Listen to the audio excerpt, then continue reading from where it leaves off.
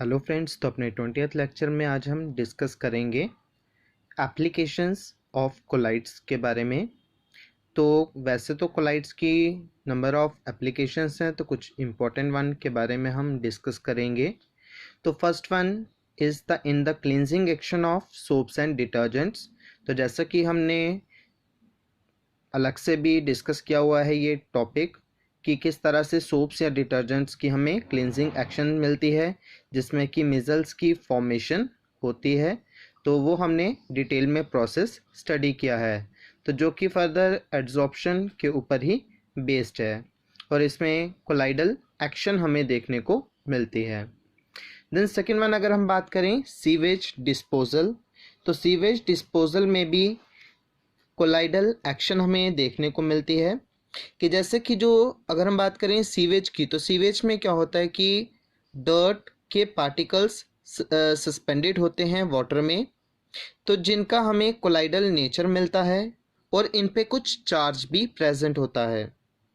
तो अब इन पार्टिकल्स को सीवेज वाटर से रिमूव करने के लिए हम क्या करते हैं कि बड़े बड़े जो टैंक्स हैं उनमें मेटेलिक इलेक्ट्रोड्स को फिट किया जाता है, ताकि जो कोलाइडल पार्टिकल जिन पे कि चार्ज प्रेजेंट है तो वो चार्ज उनका न्यूट्रलाइज हो सके। तो इसके लिए बड़े बड़े टैंक्स या जो टनल्स होते हैं उनमें फिट किए जाते हैं मेटेलिक इलेक्ट्रोड्स और हाई पोटेंशियल डिफरेंस उसमें मेंटेन किया जाता है। तो जब हम उस सीवेज वाटर को उस टनल से या टैंक में जब हम पास करते हैं, तो जो कोलाइडल पार्टिकल्स होते हैं वो अपोजिटली चार्ज इलेक्ट्रोड्स की तरफ मूव करते हैं, जिससे कि उन डर्ट पार्टिकल्स का जो चार्ज होता है वो न्यूट्रलाइज हो जाता है ड्यू टू कोगुलेशन। तो इस तरह से जो कोगुलेटेड मास होता है तो फर्दर उसको मैन्योर के फॉर्म में यूज़ किया जाता है और जो वाटर वहाँ पे बचता है उस वाटर को हम इरिगेशन पर्पस के लिए यूज़ कर सकते हैं। तो इस तरह से सीवेज डिस्पोजल में हमें कोलाइडल एक्शन मिलती है। Then third one is the in the purification of drinking water. तो ड्रिंकिंग वाटर की अगर हम बात करें तो पानी में भी जो नेचुरली जो हमें सोर्सेज से वाटर मिलता है तो उसमें भी बहुत सारी सस्पेंडेड इम्प्योरिटीज़ होती हैं। तो ड्रिंकिंग वाटर जो है उसको हम प्यूरिफाई कर सकते हैं अगेन बाय कोगुलेशन से, बाय प्रेसिपिटेशन मेथड से। तो इसके लिए अगर हम उस पानी में थोड़ी सा आलम जैसे कि आपको पता ही है फटकरी जिसको हम हिंदी में कहते हैं, which is potassium aluminium sulphate containing 24 water of crystallisation. तो आलम जो है फटकरी, तो उस आलम को ऐड किया जाता है वाटर में। तो ये जो अब इसमें एल्यूमिनियम आइंस होते हैं तो ये न्यूट्रलाइज कर देते हैं चार्ज्ड पार्टिकल्स को जो कि नेचुरल वाटर में प्रेजेंट होते हैं। तो इस तरह से जो चार्ज होगा पार्टिकल्स का वो न्यूट्रलाइज हो जाएगा, तो जिसकी वजह से उन पार्टिकल्स की हो जाएगी कोगुलेशन। तो इस तरह से जो वाटर हमें फर्दर मिलेगा that is fit for the drinking purpose. The next अगर हम बात करें in the formation of delta, तो डेल्टा फॉर्मेशन में भी यूज़ होती है कोलाइडल एक्शन ही है इसमें भी। तो जैसे कि अगर हम बात करें रिवर वाटर की, तो रिवर वाटर क्या है, ये कोलाइडल सॉल्यूशन है जिसमें कि क्ले पार्टिकल्स प्रेजेंट होते हैं। और वहीं अगर हम बात करें सी वाटर की, तो सी वाटर में नंबर ऑफ इलेक्ट्रोलाइट्स प्रेजेंट होते हैं, क्योंकि आपको पता है सी वाटर में नंबर ऑफ साल्ट्स होते हैं विच आर इलेक्ट्रोलाइट्स। तो रिवर वाटर में क्ले पार्टिकल्स हैं जो कि कोलाइडल सॉल्यूशन को बनाता है, और इस तरह से सी वाटर जो है उसमें नंबर ऑफ इलेक्ट्रोलाइट्स प्रेजेंट होते हैं। तो जब रिवर वाटर सी वाटर के साथ इंटरमिक्स होता है तो दोनों जब आपस में मिलते हैं तो इनके मीटिंग होने पे जो इलेक्ट्रोलाइट्स प्रेजेंट होते हैं सी वाटर में तो वो कोगुलेट कर देते हैं कोलाइडल पार्टिकल्स को, यानी जो क्ले पार्टिकल्स हैं उनकी कोगुलेशन कर देते हैं, जिसकी वजह से क्ले पार्टिकल्स जो हैं वो नीचे डिपॉजिट होते जाएंगे और उनकी डिपोजिशन होने की वजह से डेल्टास की हमें फॉर्मेशन मिलती है। तो इस तरह से रिवर वाटर जब सी वाटर से मिलता है तो डेल्टास की फॉर्मेशन होती है, क्योंकि रिवर वाटर में क्ले पार्टिकल्स जो हैं वो कोलाइडल सॉल्यूशन को बनाते हैं और सी वाटर में इलेक्ट्रोलाइट्स प्रेजेंट होने की वजह से कोगुलेशन हो जाती है क्ले पार्टिकल्स की। तो इस तरह से डेल्टास की हमें फॉर्मेशन मिलती है। द नेक्स्ट अगर हम बात करें तो मेडिसिन्स में भी काफ़ी ज़्यादा यूज़ होता है कोलाइडल सॉल्यूशंस का। तो ज़्यादातर जो मेडिसिन्स हैं उनका हमें कोलाइडल नेचर ही मिलता है। जिस तरह से अगर हम बात करें अर्जिरोल की, तो ये एक सिल्वर सोल है जिसको कि आई लोशन के तौर पे यूज़ किया जाता है। वहीं अगर हम बात करें कोलाइडल एंटीमनी की, तो कोलाइडल एंटीमनी जो है इसको भी as an eye lotion use किया जाता है। देन मिल्क ऑफ मैग्नीशिया है। मिल्क ऑफ मैग्नीशिया ये एक इमल्शन है जिसको कि स्टोमक डिसऑर्डर्स के दौरान यूज़ किया जाता है। देन गोल्ड का जो कोलाइडल सॉल्यूशन है उसको इंट्रामस्कुलर इंजेक्शन के लिए यूज़ किया जाता है। तो ये जो कोलाइडल मेडिसिन्स होती हैं ये हमें ज़्यादा इफ़ेक्टिव मिलती हैं क्योंकि इनका लार्ज सरफेस एरिया होता है। तो लार्ज सरफेस एरिया होने के वजह से ब्लड में ये इजीली एसिमिलेट हो सकती हैं, तो जिसकी वजह से हमें इनकी जो इफ़ेक्टिवनेस है वो हमें काफ़ी ज़्यादा मिलती है।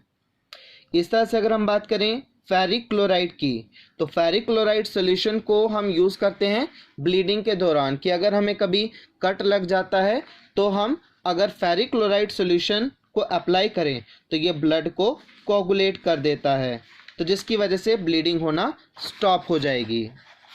Then next one is the artificial rain. तो आर्टिफिशियल रेन में भी कोलाइडल एक्शन है। तो जैसे कि आर्टिफिशियल रेन जो है उसको हम कॉज कर सकते हैं अपोजिटली चार्ज्ड कोलाइडल डस्ट या सैंड पार्टिकल्स को स्प्रे करके। तो जब हम अपोजिटली चार्ज कोलाइडल डस्ट या सैंड पार्टिकल्स को स्प्रे करते हैं क्लाउड्स के ऊपर बाय एरोप्लेन, तो ऐसा करने पे जो क्लाउड के पार्टिकल्स हैं तो उनकी प्रेसिपिटेशन होना स्टार्ट हो जाती है ड्यू टू देयर न्यूट्रलाइजेशन, क्योंकि जब क्लाउड में जो पार्टिकल्स हैं उनका चार्ज न्यूट्रलाइज हो जाएगा तो न्यूट्रलाइजेशन की वजह से वो बिगर वाटर ड्रॉप्स की फॉर्म में नीचे गिरते जाएंगे, जिसकी वजह से हमें आर्टिफिशियल रेन मिलती है। तो इस तरह से हम आर्टिफिशियल रेन जो है उसको भी कॉज कर सकते हैं। द नेक्स्ट अगर हम बात करें ब्लू कलर ऑफ स्काई, तो स्काई का भी हमें ब्लू कलर मिलता है जिसमें कि टिंडल इफेक्ट ही है, क्योंकि जो डस्ट पार्टिकल्स प्रेजेंट होते हैं एयर में तो वो डस्ट पार्टिकल्स जो हैं लाइट को स्कैटर करते हैं टिंडल इफेक्ट की वजह से, जिसकी वजह से हमें स्काई का कलर ब्लू मिलता है। सेम वे में अगर हम बात करें सी वाटर की, तो सी वाटर जो है वो भी हमें ब्लू दिखता है अगेन टिंडल इफेक्ट की वजह से, क्योंकि सी वाटर में भी जो इम्प्योरिटीज़ प्रेजेंट होती हैं कोलाइडल इम्प्योरिटीज़ तो वो स्कैटर कर देती हैं लाइट को, जिसकी वजह से हमें सी वाटर का कलर भी ब्लू मिलता है। द नेक्स्ट हम बात करें एप्लीकेशन की विच इज़ टैनिंग। तो टैनिंग क्या है कि जो एनिमल हाइट्स होती हैं तो एनिमल हाइट्स जो हैं उनका भी कोलाइडल नेचर ही होता है। तो जब हम एक ऐसा हाइड लें जिस पे कि चार्ज पॉजिटिव हो, तो ऐसे हाइड को जब हम सोक करेंगे टैनिन सॉल्यूशन में जिसमें नेगेटिवली चार्ज्ड कोलाइडल पार्टिकल्स हों, तो ऐसा करने पे हमें म्यूचुअल कोगुलेशन मिलेगी कि जब हम एक हाइड लेते हैं जिस पे चार्ज पॉजिटिव है उसको जब हम सोक करेंगे एक टैनिन सॉल्यूशन में जिसका चार्ज नेगेटिव होगा, तो म्यूचुअल कोगुलेशन की वजह से जो लेदर है वो हार्ड हो जाएगा, तो इसकी वजह से हमें लेदर की हार्डनिंग मिलती है। तो इसी प्रोसेस को हम बोलते हैं टैनिन। टैनिन यानी कि वो प्रोसेस जिसमें हम एनिमल हाइट्स जो होती हैं उनकी हार्डनिंग करते हैं, यानी कि लेदर की हार्डनिंग करना, उसको हार्ड करना। तो जो क्रोमियम साल्ट्स जो होते हैं उनको भी हम टैनिन के तौर पे यूज़ करते हैं। द नेक्स्ट अगर हम बात करें फोटोग्राफिक प्लेट्स एंड फिल्म्स, तो फोटोग्राफिक प्लेट्स या फिल्म्स जो हैं इनको बनाया जाता है, इसके लिए इमल्शन हम यूज़ करते हैं। इमल्शन जो लिया जाता है that is made up of A light sensitive material जिसमें कि सिल्वर ब्रोमाइड का यूज़ होता है। तो सिल्वर ब्रोमाइड उनको मिक्स किया जाता है जेलेटिन के साथ, और इस मिक्सचर को जब हम अप्लाई करते हैं ग्लास प्लेट के ऊपर या सेलुलाइड फिल्म्स के ऊपर, तो अप्लाई करने पे ये कोटिंग जैसी डेवलप हो जाती है इन प्लेट्स के ऊपर, जो कि फोटोग्राफिक एक्शन को शो करते हैं। तो इस तरह से फोटोग्राफिक प्लेट्स या फिल्म्स को डेवलप किया जाता है। तो ऐसा करने के लिए हमने कहा कि इमल्शन हम लेते हैं, इमल्शन जो कि सिल्वर ब्रोमाइड और जेलेटिन का मिक्सचर है, कोटिंग की जाती है इसकी ग्लास प्लेट्स या सेलुलाइड फिल्म्स के ऊपर, तो कोटिंग करने पे फोटोग्राफिक प्लेट्स या फिल्म्स जो हैं वो प्रिपेयर होती हैं। The next one is the electrical precipitation of smoke. तो स्मोक की प्रेसिपिटेशन करना, कि जैसा कि हमें पता है कि जो स्मोक है उसका वो एक कोलाइडल सॉल्यूशन ही है, जिसमें कि सॉलिड पार्टिकल्स होते हैं, कार्बन के या आर्सेनिक कंपाउंड्स या डस्ट पार्टिकल्स, ये प्रेजेंट होते हैं स्मोक में। तो जब फैक्ट्रीज में जो चिमनीज हैं, उन चिमनीज में प्रॉपरली जो इलेक्ट्रिकल प्लेट्स होती हैं उनको वहाँ पे इंस्टॉल किया जाता है, फिट किया जाता है। मोस्टली जो वैसे यूज़ होता है क्वार्टरल प्रेसिपिटेटर, जिसका हम यूज़ करते हैं, या मेटेलिक प्लेट्स जो हैं इनका यूज़ होता है, उन चिमनीज में फिट किए जाती हैं। तो ऐसा होता है कि जब स्मोक उस चिमनी से पास होता है, उस चैम्बर से पास होता है, तो स्मोक में जो पार्टिकल्स हैं कोलाइडल पार्टिकल्स, तो वो मूव करते हैं अपोजिटली चार्ज्ड इलेक्ट्रोड्स की तरफ। तो ऐसा होने पे जो कोलाइडल पार्टिकल्स होंगे तो वो सारे अपोजिटली चार्ज्ड इलेक्ट्रोड्स की सरफेस के ऊपर डिपॉजिट होते जाएंगे due to their neutralisation of charge. तो चार्ज न्यूट्रलाइजेशन की वजह से वो सारे कोलाइडल पार्टिकल्स इलेक्ट्रोड की सरफेस के ऊपर इस तरह से डिपॉजिट हो जाएंगे। तो इस तरह से स्मोक में से कोलाइडल पार्टिकल्स को रिमूव किया जाता है। तो ये है इलेक्ट्रिकल प्रेसिपिटेशन ऑफ स्मोक। तो ये थी कुछ important applications of colloids. Thank you.